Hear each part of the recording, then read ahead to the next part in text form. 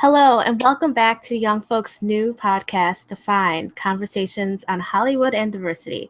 I am your host, Gabrielle Bondi, and for episode 4, I'm joined by TYF's film editor, Allison Johnson, and writer, Melissa Byrne. Our goal with Define is to take part in the ongoing discussions on diversity and fair representation in film and television. We hope to deconstruct the new and old by analyzing stereotypes, tropes, and generally bad Hollywood practices to help promote and foster a more diverse landscape in film and TV. We are changing things up a bit this episode. We had planned to highlight films that have diverse stories that stray away from stereotypes, but due to timing of indie releases, we'll be tackling that subject in a couple weeks instead. So for today's episode's theme, we will talk about arguably one of the biggest film and TV franchises ever, the Marvel Cinematic Universe, and how its film and TV properties depict diversity. So our main discussion question is, has Marvel done a good job showing that anyone could be a superhero? And we'll first be talking about the new Marvel film, Doctor Strange. We've all seen it, so what are your thoughts on the new film? Ali? Oh, okay. I was trying to not be the chatty one. I really liked it, actually. I liked it certainly more than I thought I was going to like it. I kind of thought it was going to be an Ant-Man situation where, like, I didn't dislike it, but it didn't touch Marvel's very best. But I think director Scott Derrickson really, he put his own mark on the film, and he was visually ambitious, which I think goes a long way in the Marvel universe, which tends to have a very similar palette. I thought they were beyond the whitewashing, which I'm sure we'll get into. I thought there were certainly the pitfalls of the film, but I thought it was entertaining. I thought it was very funny, which I didn't expect. And I thought Benedict Cumberbatch was really, like, the role felt effortless for him, but it also didn't just seem like a retreat of, like, Sherlock, which is I like because I feel like he's been doing that a lot. So yeah, I guess it exceeded my expectations, which had been rather low at the offset. Melissa, what did you think? I was bored watching it. Oh no. I didn't really love the movie. There were moments where I was kind of into it. I thought that car scene was slightly kind of graphic at times. It kind of got me shook. The visuals were interesting, even though it was kind of, all the way turned up to 100 on the Inception meter, basically. And it's just nothing really that we haven't seen before, except that they're adding, like, sorcery and magic to the universe now. But I thought it was pretty formulaic, pretty predictable. And yeah, that's how I feel about it. Yeah, I'm kind of like maybe a little bit more in between you guys as far as how much I like it. I guess I went in with moderate expectations just because I wasn't familiar with Doctor Strange, and everything I've seen coming up to it, I was like not seriously impressed by. But I do agree that it is a different visual experience. It does remind me a lot of Inception, but when you base it off what Marvel has previously done, it is different, and that was nice and refreshing. And I particularly like the psychedelic scene when he goes on his first trip, More but ways than one. Yeah. yeah.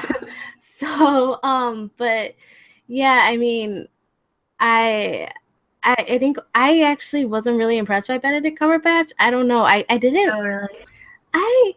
Some of the jokes I didn't think he nailed. I thought they were just so awkward. I know, and I felt awkward because my theater was laughing, but I wasn't laughing that much. I just feel like maybe I have no sense of humor. I don't know.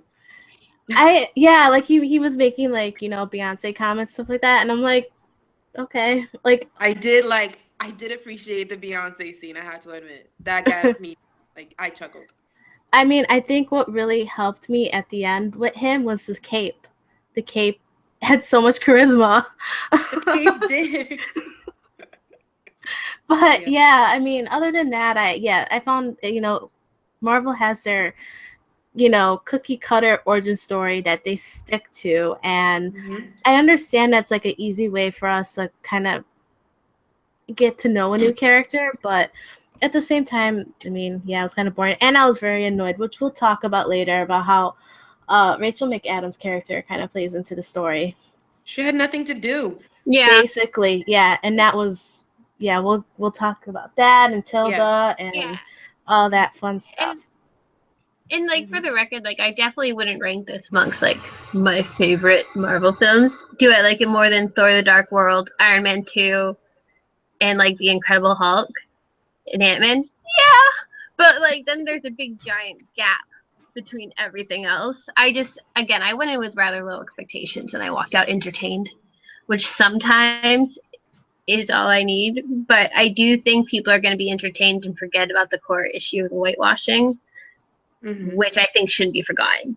You know, like I don't think it's like people are easy to call out issues with racism and sexism in films that are bad. They're less so to do so when they're good because they don't want to admit that they're like liking something that is doing something wrong. But yeah, so we can talk about that whenever.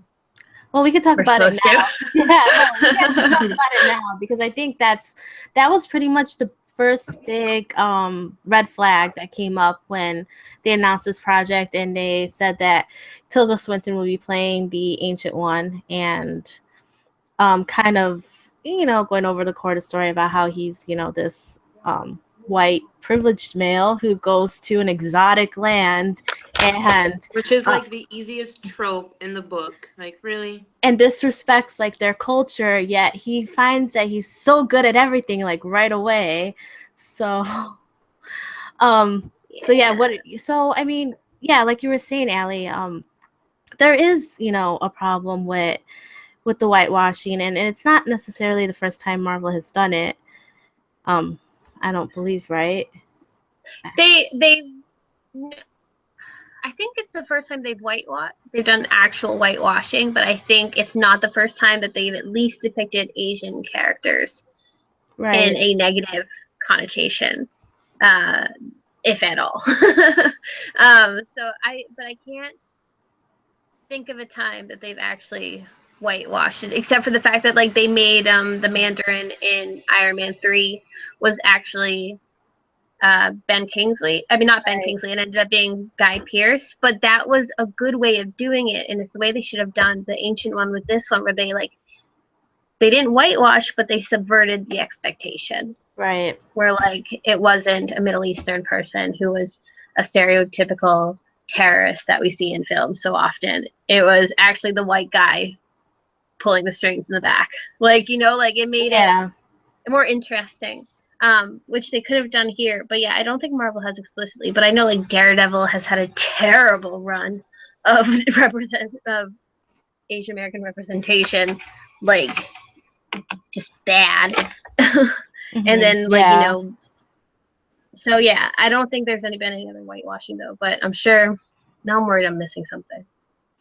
I mean, yeah, I can't really think of anything that was as apparent as this was, especially because like Kevin Feige, is that how you say his name, or Feige? I don't know.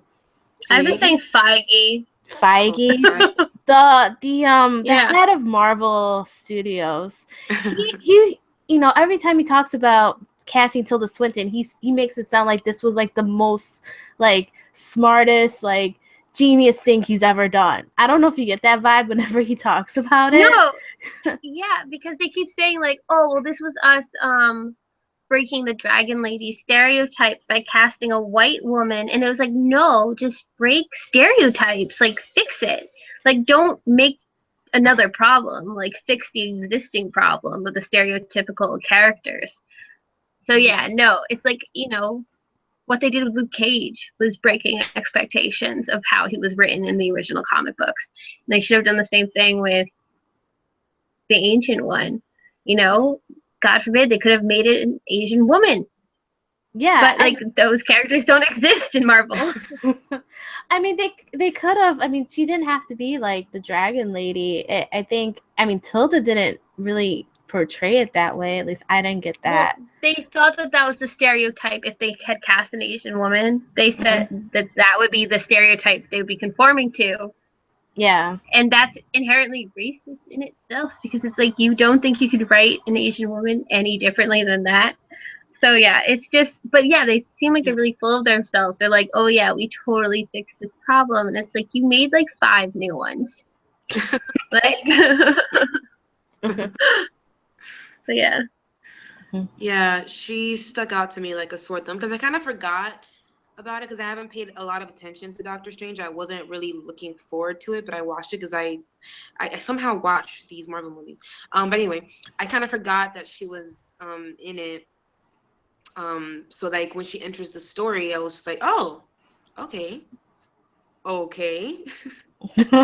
Oh, yeah, that was a little weird.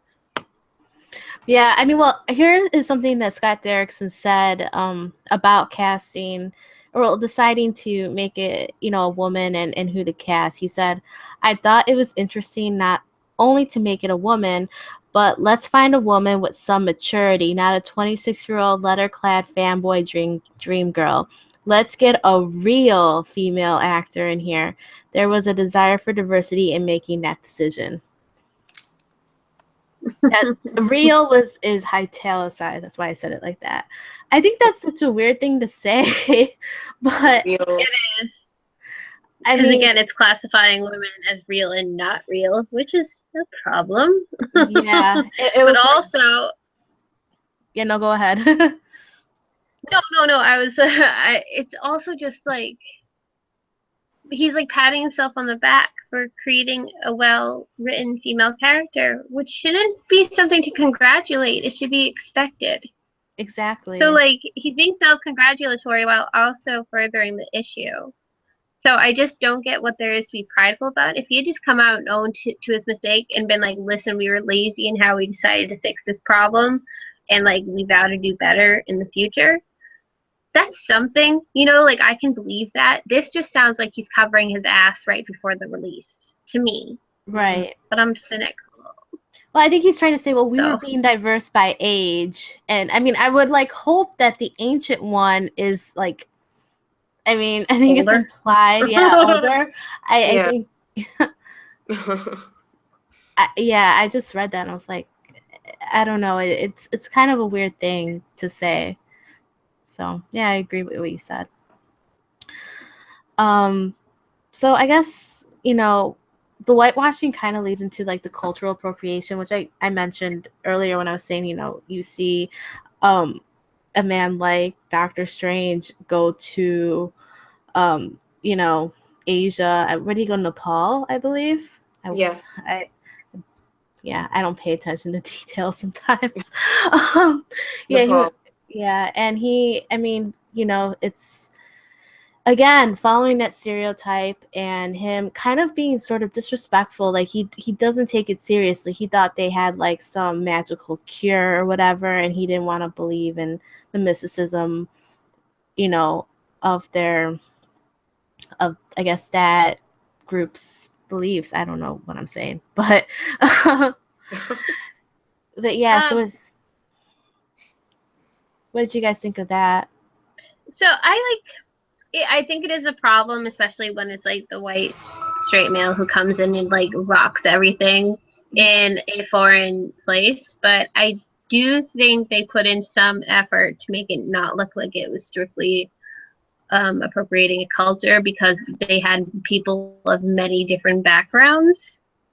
Yeah. It wasn't like a fix all, and it wasn't something that negated the bad stuff that was happening, but I do think there was an effort at least put in to make it look like it was an appropriation. I don't know if they 100% succeeded, but at least seemed like they were like, well, let's make it look like everybody from all over the world can come here and use this space.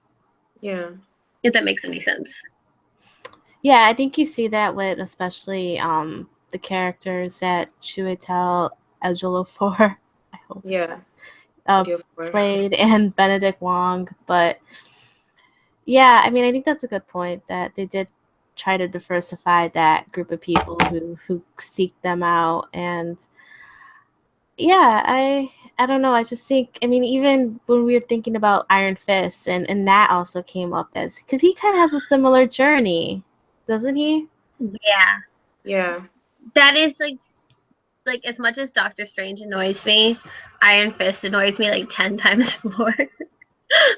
Because like it is the embodiment of like the cultural appropriation and like Marvel not learning from its mistakes, and I just don't get it. It was like the Danny Rand casting came before the Ancient One controversy, so like I feel like there was no real backlash, whereas everything since like the big backlash of Tilda Swinton, it feels like Marvel has been putting in a little bit more effort in diversifying their casts.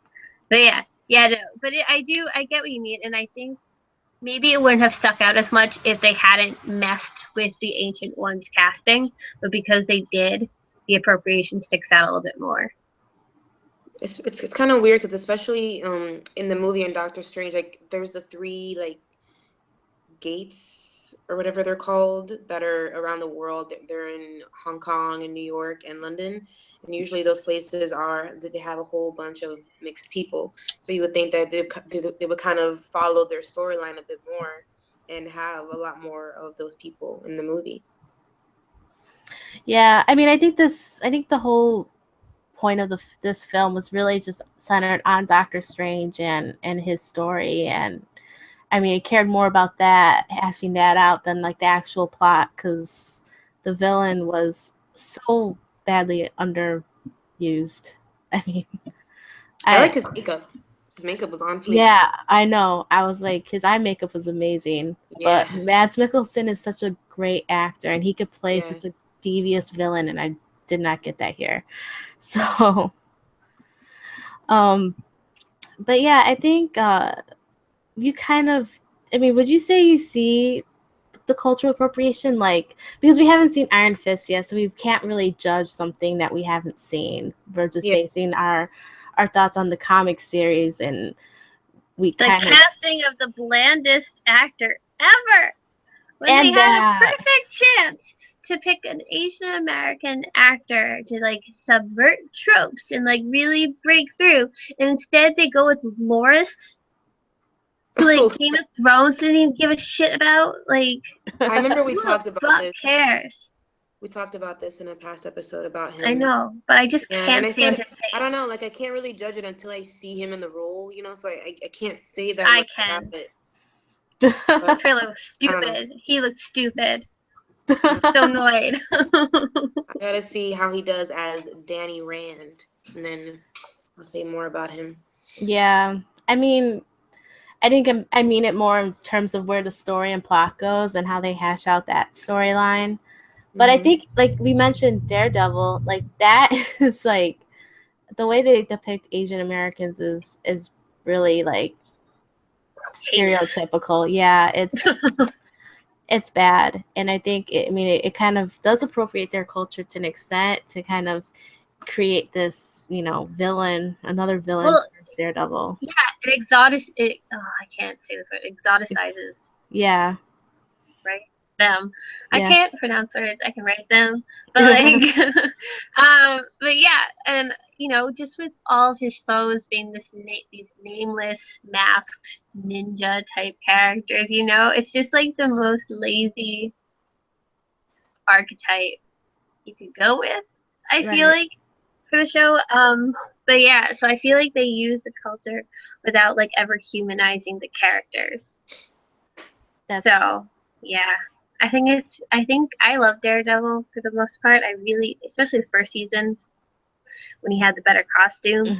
But like I do think it has like multiple issues to hash out. Right. Oh yeah, and I mean, I think of all the Marvel shows, like Jessica Jones is still my favorite. Me too. And I'll be the lone Agent Carter supporter on the side. Well, I mean, it's a good way to kind of segue into how women are treated in the cinematic universe and represented. Not well. Yeah, because, outside of Jessica Jones, which I think is like genuinely the first time. I mean, I haven't watched Agent Carter, so I can't really like speak to that. It's so good, but like it's fine. But I think Jessica Jones just really gave us like a female superhero to relate to and enjoy watching and all that good stuff. Because I mean, we never really had that before. It's kind of crazy to say that, but it's true. Yeah, I mean, Yeah. for the movies and the shows, I think that like for a few of them, they aren't relied solely just to be a love interest. Like you'll have a character like Black Widow in the films, but then sometimes they'll do a terrible job, like they did with Rachel McAdams in Doctor Strange, where she was just kind of there to hold up the wall. She was completely underwritten role for her. She clearly did it for the Marvel check. I mean, I don't know why else she would take the role. I think they've taken some steps, but they still have a long way to go. Yeah, I Yeah. mean, I Like it's okay, go ahead. no, go. Yeah, no, I mean, there was so much speculation about who Rachel McAdams would be playing. I mean, I remember reading a few articles on it leading up to this release, and then she just plays the girlfriend. She gets like the Natalie Portman treatment, and and it's like, come on, like she's a capable actress. Why? I mean, why not make her play a bigger role? I mean, I think the one thing I liked about Ant-Man was that Evangeline Lilly is Wasp. She becomes someone. Well, here's my issue with Ant-Man and Evangeline Lilly's character, because they talk themselves in circles for the entire freaking film, explaining just why she can't be the Wasp. You know, like, we're protecting you, this happened to your mother, blah, blah, blah. And all it is to service Ant-Man's story. Like, there is no legitimate reason throughout the entire film that she should not have been the hero, because she is 100% more capable to be a hero since the beginning. Like, I wrote a whole thing for it. Like, because she was really good. She was genuinely good, and I like that she's going to be the Wasp. But it was a case of Marvel being like, we're going to sidetrack this female superhero for the sake of his plot, just so it makes more sense later when we put them together as like a superhero team up. And it just kind of rang as bullshit to me. But like, again, it's not the worst case of female written roles in the Marvel universe. Like, again, Natalie Portman and Rachel McAdams certainly rank among the worst. Gwyneth Paltrow survived, I think, specifically based on her and Robert Downey Jr.'s chemistry. But like, even Scarlett Johansson has suffered in these films. Like Iron Man 2, she's a prop who like flips and makes poses and is essentially there for like teenage boys. And then in Age of Ultron, her entire subplot is about being in a romance. Yeah, with the Hulk people. So yeah, so I think, you know. Sorry, that is my dog. I do think genuinely the best written female character in the Marvel universe so far has been Peggy Carter, because she played the girlfriend role, but she made herself so iconic and so instantly relatable and natural that people wanted to see more of her. Like, she could have been Captain America to me, and I would have been thrilled. But yeah, so that's my opinions on women.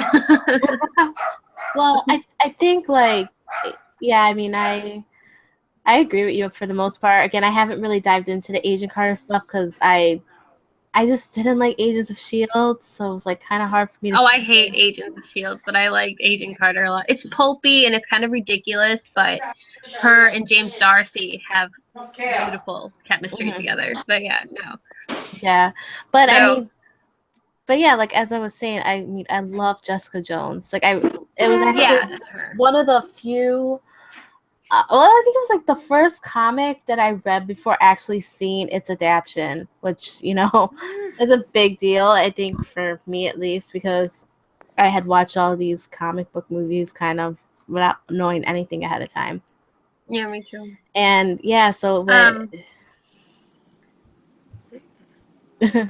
so with her, I was really excited to watch that, and yeah, and then I think it's just like a lot of like my fatigue, because since then I've really started reading a lot more female superheroes, especially in Marvel comics, and it kills me that they're not prioritizing these properties. And so when I do see someone like Rachel McAdams cast, I I kind of expect her to be someone. And, you know, it's just disappointing when that's not the case. And I feel like, and I even think Black Widow, like, frankly, everyone says, oh, we want a lot of people want a Black Widow solo movie, and I'm the only one who doesn't, because I don't think they did enough with her character to make her warrant her own film. I don't know. I'm not that intrigued by her. And I think that's like a problem. Yeah, no, I can see that. Like, I mean, I wouldn't mind a solo film of hers if she was like kind of doing a paired up situation, like maybe with another like really badass female character. But I get that. Like, you know, it's like I feel like they've done all they can almost with explaining your character, and that's due to kind of poor setup at the start. Despite the fact that I think Scarlett Johansson could crush it at the box office because she's one of the hugest stars in the world. Oh yeah, for sure. I definitely think they could make a good movie, and one that I would like, but I just can't see it right now. And I mean, I also got really annoyed when they like postponed Captain Marvel, which is a character I really like. And I mean, it just sucks. And they did it for Spider-Man. Another Spider-Man movie, I know. And then like they're casting Zendaya in that movie, and like I think that girl is phenomenal, and she better play something like substantial in that film. Oh I my thought it was goodness. confirmed she's Mary Jane. Yeah, but I hope she's not another McAdams. And that's huge considering like. But I don't know. I mean, like Kirsten Dunst, I liked her Mary Jane, but I mean, she was like very damsel-y and distress-y. Is that how the character's supposed to be? The second movie at least, but I also think the second movie is worth rewatching if you haven't seen it in a while. The second movie is a lot about how he's miserable. He's always sad because he's not with Mary Jane, and she's gonna marry somebody else. And then at the end, she discovers, wait, no, I don't care if you're Spider-Man. I'm gonna love you. I want to be with you, Peter. But it's so much deeper than that. It's about people. I just watched a video essay on it today.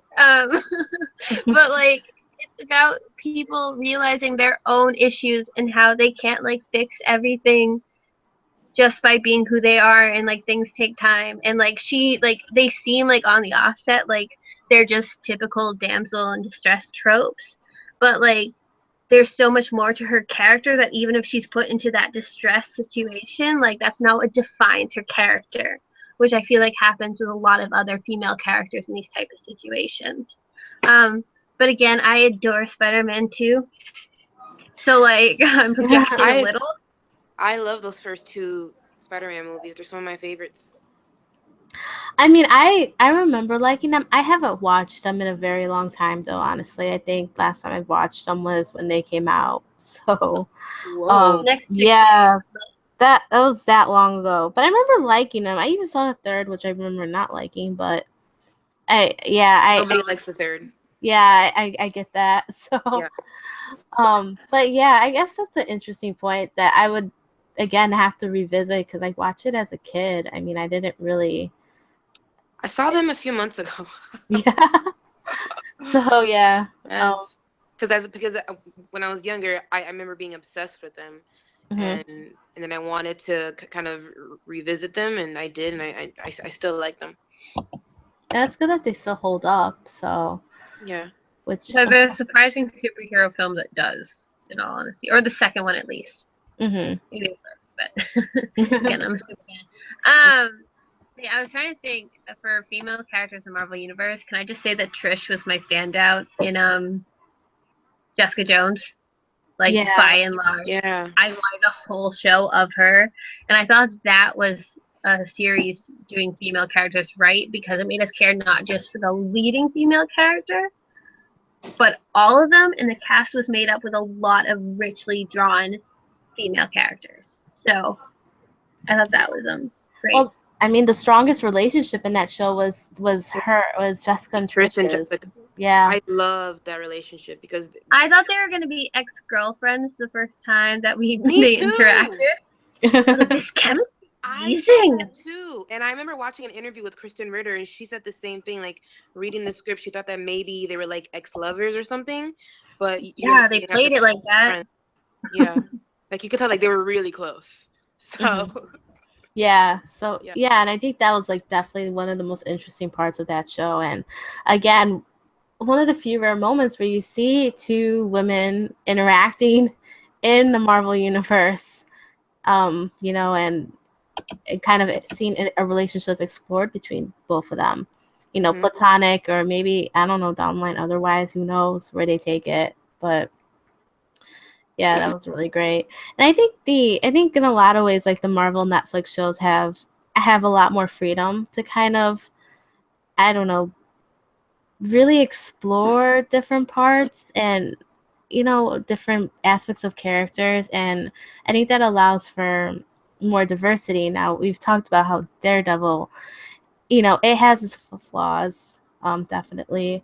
But I think in other ways well, I don't know about diversity so much as maybe disability, like kind of showing how a disabled person can overcome and become a really amazing fighter. I mean, there is some suspension of disbelief that needs to happen there because he's so amazing. But I don't know. I mean, I don't know if I'm saying that right, but I definitely think there are things to like celebrate about Daredevil. I think, you know, the Electra character was pretty remarkably drawn. Yeah. I wish there was more of that. Yeah. I feel like they're able to like prop up two supporting characters really well, and then everybody else falls by the wayside. But yeah, and again, I love the show. I don't think it's doing anything really in the way of like being progressive. Right. But I think it's a good show. You know, I think it could do more. Yeah, but I think maybe a little bit more on the standout side is Luke Cage, which really is, I guess, the first Black superhero. Would you say? Am I missing Well, we had something? Blade. We had Blade. Yeah, he's a vampire. Well, I guess, yeah. I think he's the first one leading his own show. Right. Yeah. If that's what you mean. Yeah, I guess like just I'd count like Falcon and stuff like that, but they're supporting players. Yeah, they're supporting. I mean, Black like Panther cameo, but he's not yet. Yeah, I mean more like, you know, front and center. This is and probably. Yeah, I think so. And I mean, I think what did you guys think of Luke Cage? Because I mean, I really liked the show at the end, but I do think it was a bit on the slower side. It wasn't after I feel like spoiler. After killing Cottonmouth, I feel like that was like a huge mistake. Because for me, after that happened, the show slowed down so much. I was struggling to finish it. And then they introduced this new character, Diamondback, who I think is so extra. He was ridiculous. He had my eyes rolling. I didn't like him. I'm like, why? My favorite part of the show, all respects to Mike Coulter, he's fine. He's great as the character. My favorite part of the show was Misty Knight. Shout out to Simone Missick. I cannot wait till I see her in the Defenders. I know that she at least has a scene with Jessica Jones because I saw a picture on set that I tweeted out. I'm excited to see that interaction happen. She is beautiful. She was awesome. She was smart. She was capable. She was sexy. And yeah, she was my favorite part of the show. Same here. I definitely think that she was a standout. You know, I mean, Mike Coulter was great as Luke Cage, but I feel like his personal journey got a little long, and I think they could have really tightened it up and made it go faster. Whereas, like, but I mean, the parts with Misty were just really the parts that grabbed me, and I was really into her storyline and her trying to understand what is happening. And yeah, I think she was exceptional, and I'm really just excited to see her in this universe and interact with the other characters that are part of the Defenders. Mm-hmm. Allie, have you seen Luke I Cage feel yet? like not all of it because my work schedule has thrown me for a You loop the haven't last seen couple it? I months. totally spoiled it for you. Oh my god. Not all of it, not all of it. And in all honesty, I read a review like the day after because I'm terrible. So I've known it for a while. I know how it ends, but like I've watched enough, and I agree about Misty Knight. I'm thinking if we get a Punisher spinoff, can't she get a spinoff too? Um, but also, I just think there's a lot of importance. Like even if it did drag, it has dragged for me a little bit at this point. I care so much for what it represents that I kind of just power through it because I feel like it's so important these days. Like, which they promoted a lot is the idea of a bulletproof black superhero. Yeah. Like how much more timely and important could you get as a superhero series? So, like, and I do appreciate that it's striking out on its own tone of voice too. It doesn't feel like other Marvel shows or movies. So, like, while I'm not able to binge watch it in the same way that I was able to binge watch maybe Jessica Jones or especially the first season of Daredevil. Um, I feel like there's more ambition involved in it, and that's important. Like, I'd rather see a show that tries something and maybe stumbles a little bit than something that's playing it safe. But yeah, I haven't finished the series yet, so maybe my opinion will change. But I'm really enjoying it so far. And I think Mike Coulter is tremendous as Luke Cage. Yeah, he's great. And I mean, I didn't want to downplay him just because I do think that Misty Knight is Stole the show. Yeah, she did for me in so many ways. And no, that's not a bad thing. yeah, and Rosario Dawson was great too. And I was glad to kind of see her character more. I mean, I kind of knew she was going to get more involved, but I guess I didn't expect it at the same time. Okay, I'm like totally blanking on the character's name. Oh wait, no, Karen. Okay, how much better would Daredevil be if Rosario Dawson played Karen Page? So much better. Okay, sorry. That's what I asked Gabby. I was like, wait, I thought Rosario's character was with Daredevil because I have not finished Daredevil. I know. Yeah, exactly. yeah, Melissa was texting me one day about it. She's like, wait, I thought they end up together. I'm like, I think so too. But like, I was explaining to her on Daredevil that they all of a sudden decide to put Karen and Matt together. And does that break Foggy's heart? I don't know. I can't fucking stand Foggy either. I think it was all the side characters sucked this season except for the newbies. But I'm sorry, that was rageful. But yeah, I think I'm trying to work on my anger. But I think that I think Rosario Dawson would have improved Daredevil. And no disrespect to Deborah Ann Wool, she's doing fine. But she did not have an ounce of the same chemistry that Dawson had with Charlie Cox. But yeah, I've digressed horribly. No, but I think that's a good. I think that's a really good point, though, because I mean, it's obviously something that's come up, and it's. We kind of wondered in season 2 what happened to Claire, and we only saw her for like really briefly, like one episode, I think. And yeah, and I feel like the Karen and Matt storyline was just so forced, especially since we know that there's such great chemistry between Claire and Matt. So, and now they kind of developed the thing with her and Luke. So it's I don't know. I'm iffy about it. The thing is, I loved him with Jessica, but then he got with Misty, and I was like, well, damn, I'm feeling that too because they were hot together. Yeah, and I think now he's all about Claire. I don't know how I feel about that.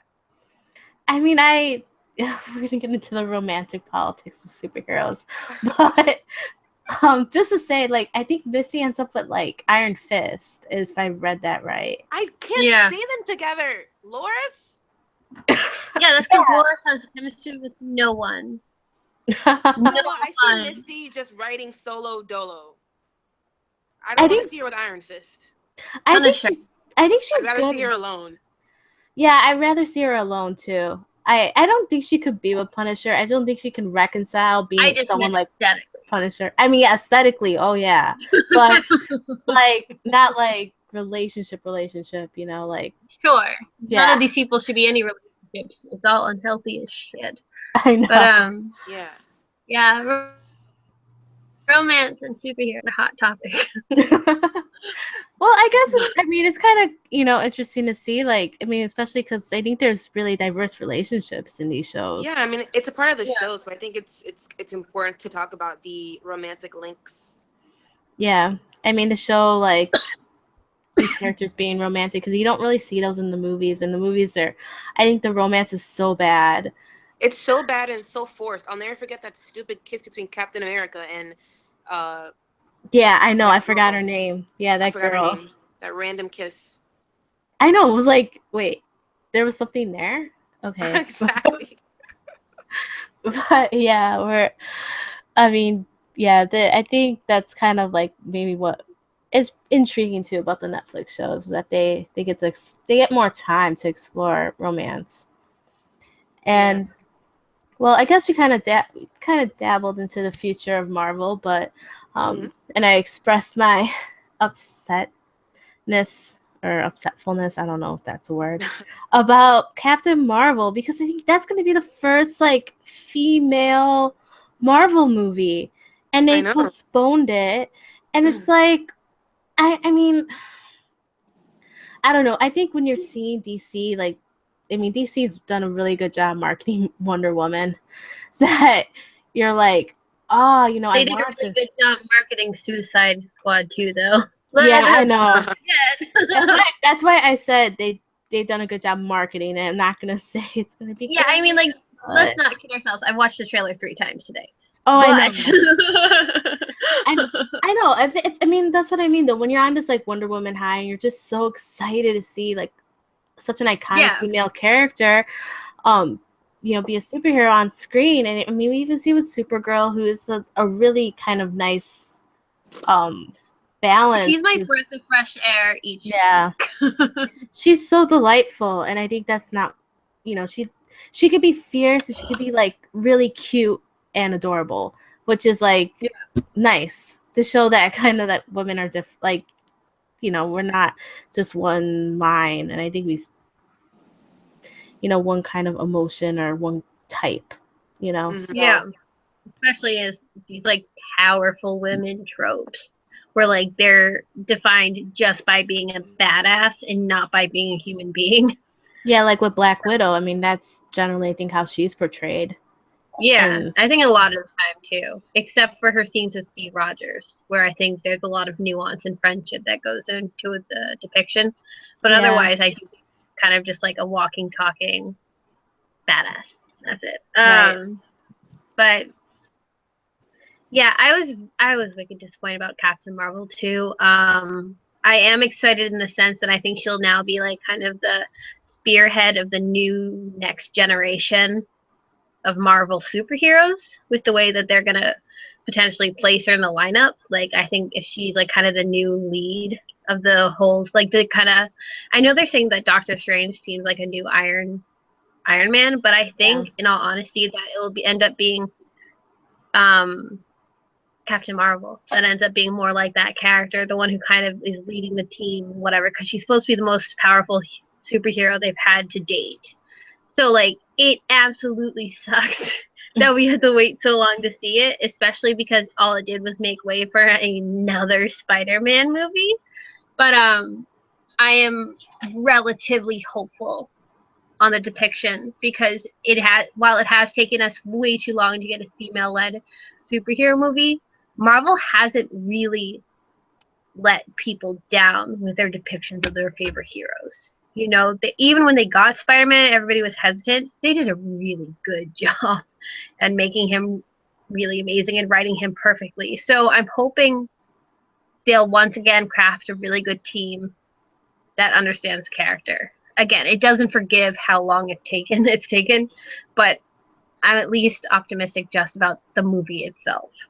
Right. But that's me trading in my cynicism for optimism for a second. I'm a Marvel fan girl. I kind of have to. No, I understand. I mean, yeah, I completely agree. I think at least they're making Captain Marvel. Yeah, I was gonna say, But like, at least it's being good. if we're talking about the future of Marvel, can we like talk on like the ones we already know are upcoming? Yeah. Like the Spider-Man we were talking about.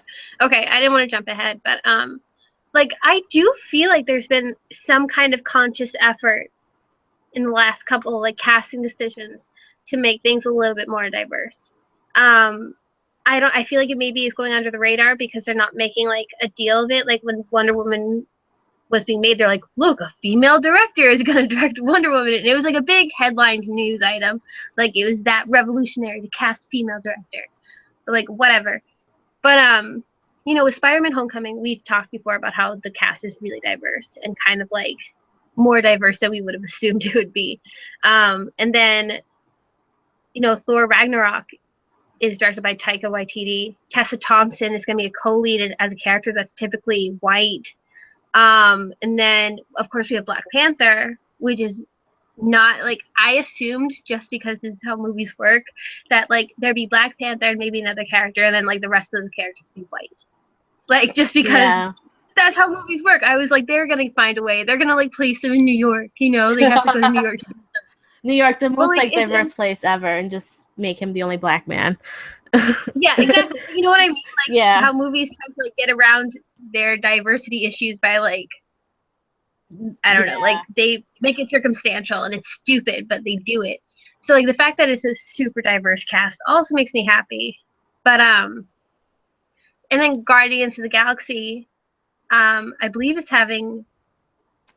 they're adding another female character to the lead. They're bringing in Karen Gillan to be more of a center leading role. And James Gunn tweeted that it's going to break the Bechdel test, like by a long shot, which is, again, it's kind of like a starter point for feminism. It's like feminism 101. Yeah. But like it's something. So like I'm just curious to see if they've actually heard the backlash. And if these 4 films are kind of their starting stones to like change things. But again, I don't know, like, because again, it hasn't been anything like huge or revolutionary, but it seems like they are making some kind of changes to how they cast their films, how they choose directors. Like, I know Taika Waititi wanted to make sure he had a really diverse, like, technical crew, like a crew. Okay. So, but yeah. So I'm just curious, I guess, if you guys have, like, yeah, no, you really like went over that very thoroughly, I have to say. Yeah. Yeah. Like the Marvel fangirl that you are. I know. Like, I just. Well, I mentioned last time that I'm looking forward to Black Panther because they casted a lot of black actors. Like, I'm not gonna front. Like, that's awesome. So I'm excited for that. I'm excited for Ryan Coogler. That's what I'm excited for. Yeah. I just hope Marvel doesn't like, I mean, you know, what is that? What was the word? Like, infringe on his style. Because I think that's like yeah. Yeah, because that's always the fear that the studio gets in the way. Yeah. I mean, I was just going to say, like, you know, The Flash just lost their director, the guy who directed Dope, over creative differences. So it's like... yeah. I mean, yeah. Yeah, Deadpool also lost their director, so maybe studios are just like running in circles with their heads cut off, not knowing where the hell to go with these superhero movies. Yeah. Because they all want to copy the Marvel tone or like the way that they formatted their success, and nobody's being able to do it because they're like they're not going about it as organically as Marvel did at the beginning. I mean, but yeah, no, them losing the director for The Flash, it's like, yeah, all of a sudden my interest dropped 50%. Like, I know, and I mean, we did see this happen before Marvel with Edgar Wright leaving Ant-Man, so there is like there is a hesitancy in me that like that there's going to be some kind of creative issues with these films because they're such big properties. They're so important. Marvel takes these so seriously that they do not want to gamble. And I hope they're willing to gamble a little bit because otherwise it's just going to be incredibly static. And And I mean, like you said, they are, like, it seems like they're making strides by incorporating, like, you know, more diverse stories and hiring more diverse people, and that's great. But I mean, again, I think overall, I just kind of want to see some differences, and I hope we see that with Black Panther, because Ryan Coogler is easily like one of my favorite directors, and I was thrilled when they chose him, and I really hope that he sees this through to the end, and it's something that's amazing. Me too. I think he will. I think he showed what he can do with Creed. You know, like I think that was a big name property, and he made it modern without forgetting like what made the series popular in the first place. And I think that's a similar template to Marvel. Yeah, that's true. I think, and he showed that he could do action well, which is crazy good for Marvel, which is always hit or miss. But yeah, I mean, I always worry about the static nature of these series also. So, you know, again, I don't love all of them. I just like love going to see them and being excited. But yeah, no, I don't walk out of all them like that was the best movie ever. Like I'm more self-aware than that. But yeah, no, I hope they keep it versatile. I think that's what's gonna make it interesting and give it longevity in the whole scope of like cinema. Yeah, because I think superhero fatigue is a real thing. Oh, To have my own argument too, but like that's another time, another place. Yeah, no. AK on. Well, I know Melissa's feeling it. yes. I know, but here, okay, so again, no, I don't want to go into it. It's just like there are so many comedies in the world, and people don't get sick of comedies. I don't watch like it's essentially. I get sick of them. I don't watch comedies. Lies. Well, okay, I'm hearing like same thing with dramas or independent films or romances. You know, there's so many different movies, and it's just because like everybody goes and sees the superhero movies now, and like not everybody goes to these screenings that we necessarily go to. So like people are picking 4 movies out of the year to go and see, and if all of them are superhero movies, like of course they're fatigued. Like I don't think that's like a really good explanation though, because like because superheroes aren't exactly like its own genre in the way that comedy and drama and romance and all those are. I don't think so, because superheroes movies incorporate all drama, comedy, and romance and whatever else, suspense. But so do other dramas. The drama's not always just dramatic. Like yeah, I mean, like I would think superheroes like a Western type genre, you know, where it's very specific to its time and it's very specific to the people who are making it. And like, will it kind of go the way of a Western and stop being as popular? Probably. But I don't think that like there being a lot of them should explain the fatigue. Like, I think that just means people are seeing too many superhero movies and they should probably like diversify what they're seeing. Because like, again, I've seen like 80 new films from this year. Oh my god. So like out of them, it's like 4 of them are superhero movies. So to me, it's like barely anything. It's not that many, yeah. But again, this is like a thing that I need to say for Twitter in like midnight, where I rant and nobody can hear me. They after a while, they all to me seem like the same thing. I'm sorry, it's all just a blur that merges together. It's the same story. No, I get it. Formulaic. Like I don't disagree. After I saw Batman versus Superman, I was like, this is the worst. I never want to see this type of movie again. But then I see Captain America Civil War. I'm like, this is amazing. People should do more things like this with their medium. So I'm just circumstantial. And my mood swings up and down about him. I'm feeling kind of optimistic. I don't know. After I was looking forward to watching Suicide Squad, and then I watched it. Then after I was done watching it, I was like, well, I guess that's it. Like, I'm only just gonna like Jessica Jones in this entire superhero explosion that's happening right now, because that let me down. It was supposed to be awesome. Yeah. Was it though?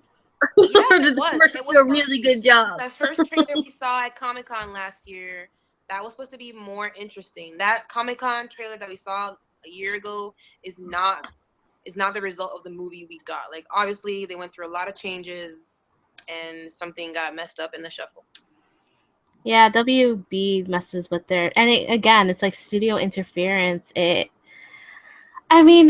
think there's more issues to the DC extended universe, especially the films.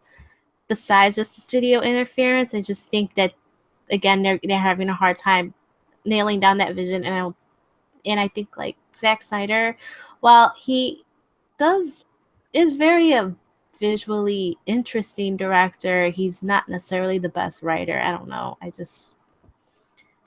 don't think he's the right person to be in charge of this. But I mean, again, maybe the DC universe would do better to have maybe a more diverse, group of people behind it, you know. But Kind of like Jessica Jones, where the showrunner is Melissa Rosenberg, and she's a woman, obviously. And then you have in Luke Cage, you have Sheo. I don't know his last name. I'm sorry, but he's a yeah, black man who was a music journalist, and hip hop is a huge part of that show. And you have the Biggie poster in the back. He's kind of right. New York, so everything kind of melts together, and you get to see different representation in that way, and it shows because of the people behind the scenes. And that's why I think it's really cool that they're making an effort to make all the directors for the next season of Jessica Jones all women. That should be really interesting because I already loved season 1, so season 2 should be really interesting. It should. Yeah, and I heard that news too, and I was so happy because Mm-hmm. I think it's gonna really bring a perspective to the show that, I think it's gonna enhance its perspective, I should say. Mm-hmm. Um, I think like my final thing is I do read a lot of Marvel comics and newer ones. My favorite is Miss Marvel. She is fantastic. She's a Pakistani American superhero, teenage superhero who is in charge of protecting Jersey City, and she's in a lot of ways she reminds me of Supergirl, just really delightful and oh gosh kind of temperament. But she's also, I think the writer has done an amazing job of kind of really integrating her culture and her family life um, into this world in Marvel. And it just really makes me want to see something like that as a TV show or a movie. But I think as a TV show, I think it would be a lot more enriching.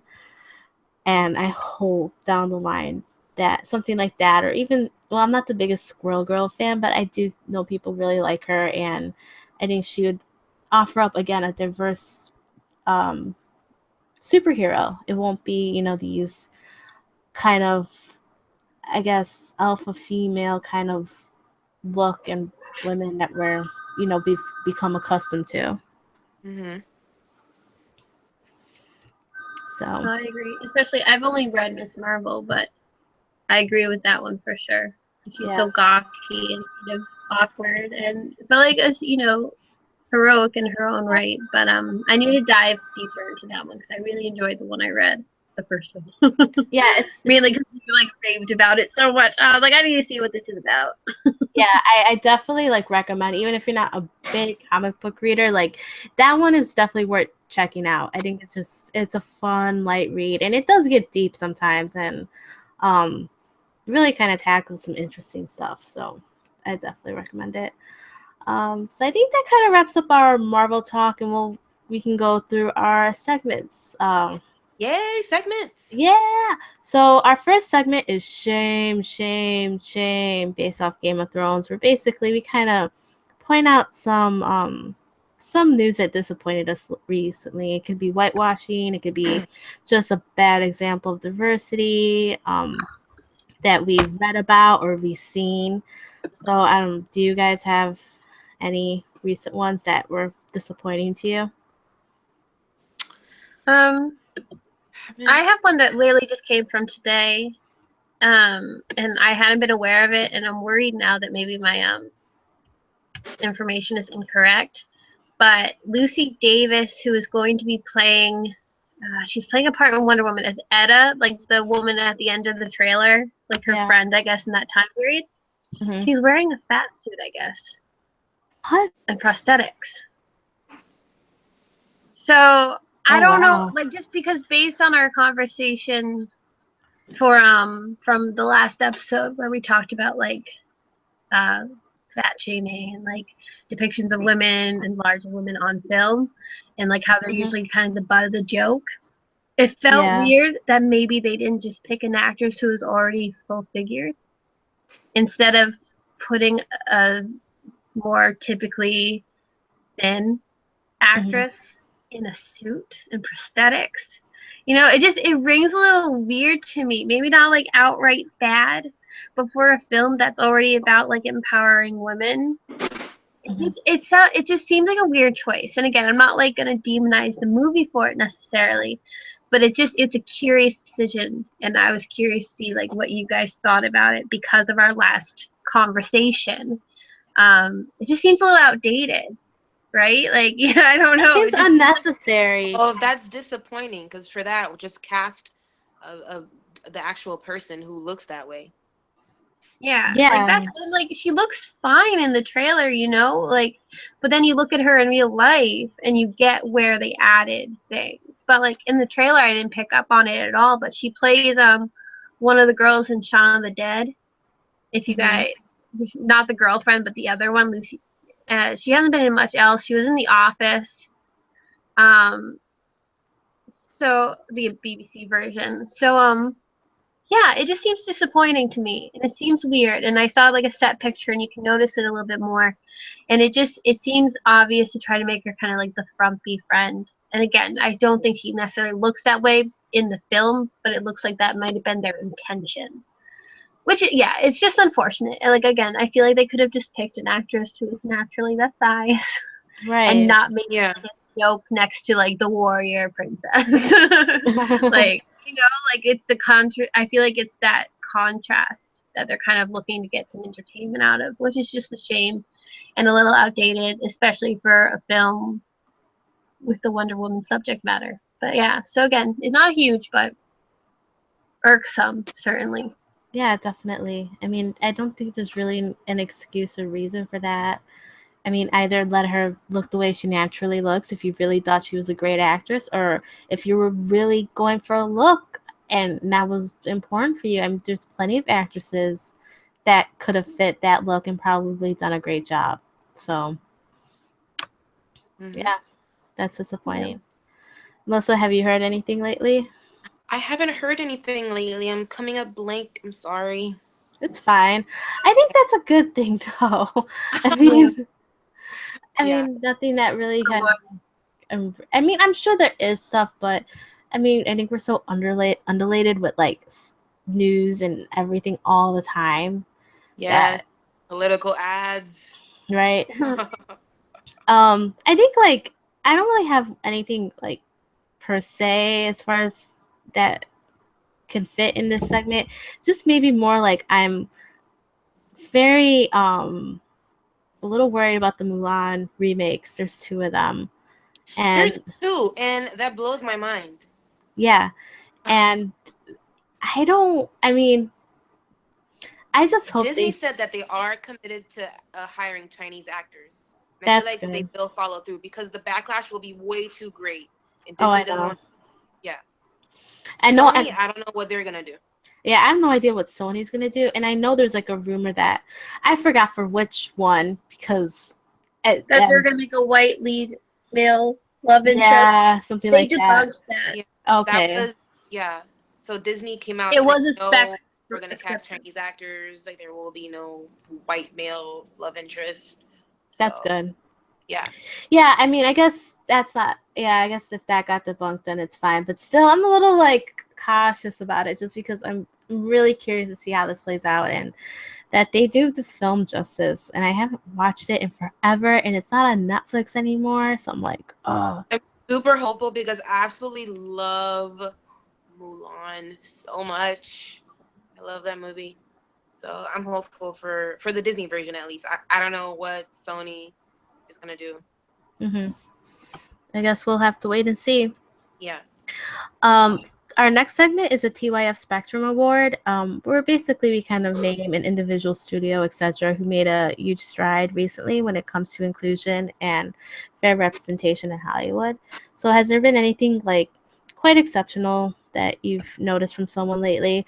And I feel like Ava DuVernay is the first thing that everyone comes to mind because the Wrinkle in Time casting. I wanted to get that out because I knew the Wrinkle in Time casting. I think you mentioned that last episode. She's getting better. But it's just like every time we record an episode, the cast gets bigger and more diverse. Who's the new cast now? Michael Pena is in it. Oh, That was just announced like last night. Michael Pena. Who else? Zach Galifianakis. Andre Holland. Yeah, him. Oh my god. Oh, okay. And So that was going to be mine, just because it's a big science fiction fantasy epic with like a really diverse cast. I know. Fine. So yeah. Chris I know. Pine. Stunning. Oh yeah, Chris Pine, Gugu Mbatha-Raw. Bellamy Young is going to be in it. If Scandal fans out there. Emily Young. Who's that again? Bellamy Young. Bellamy. Oh my god, I love her. She's a fantastic actress. Yeah. I mean, it's literally like it grows like every time we record an episode. Any of these? Okay, I need to follow some more. Well, they're starting to shoot now, so there shouldn't be much more.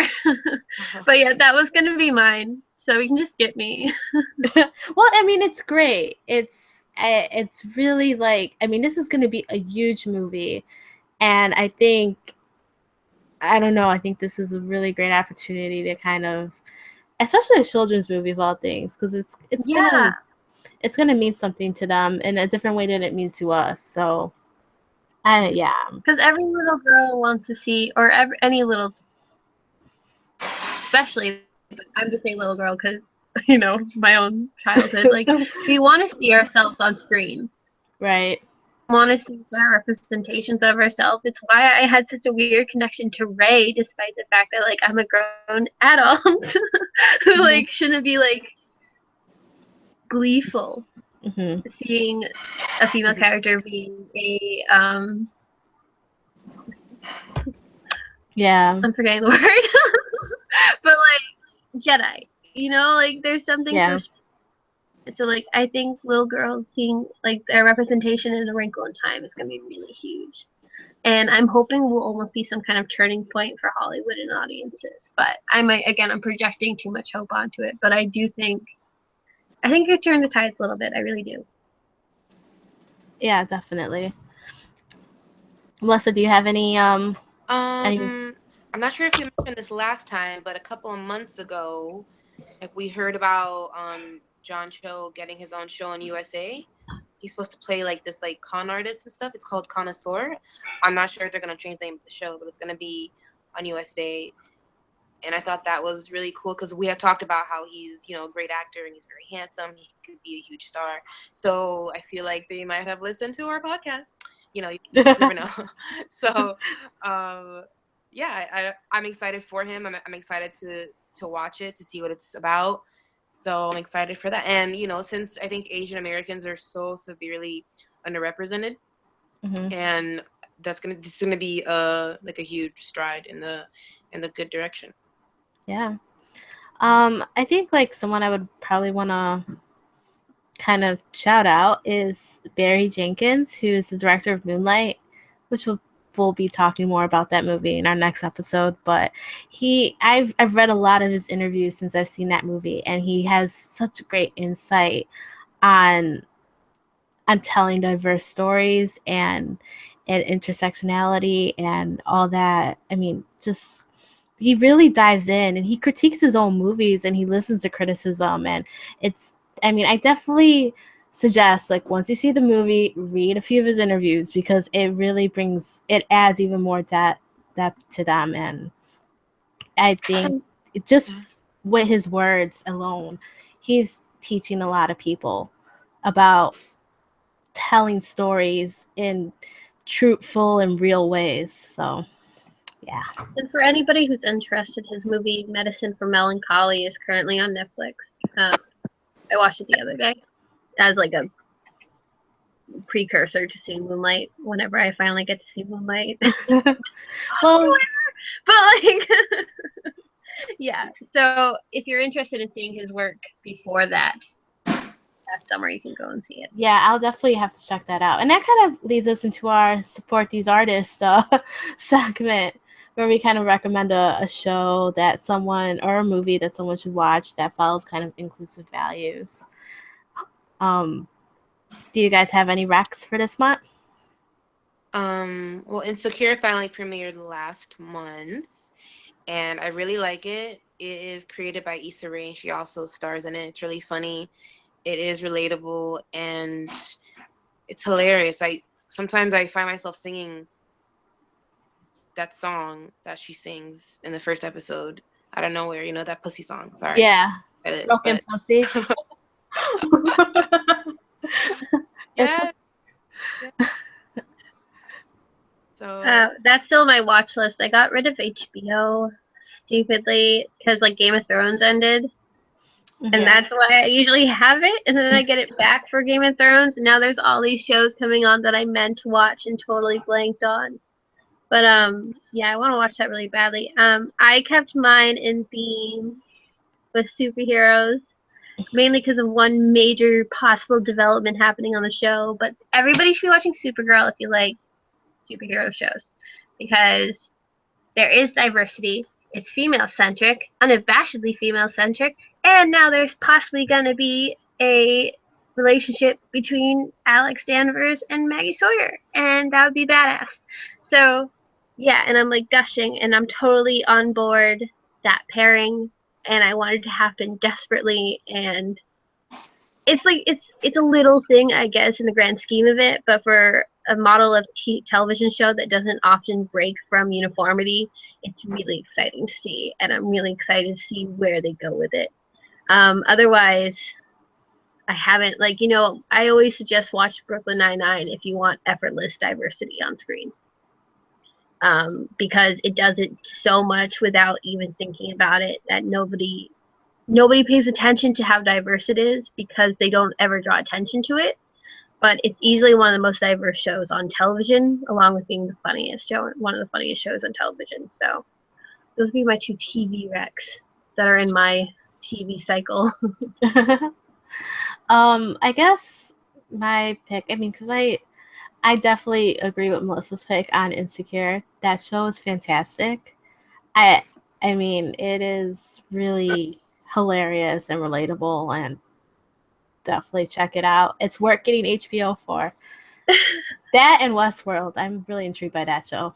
But anyway, my rec is actually Moonlight, and I know I'm gonna be on this Moonlight train until the Oscars because I doubt I'll see a movie that's better than that one for this year.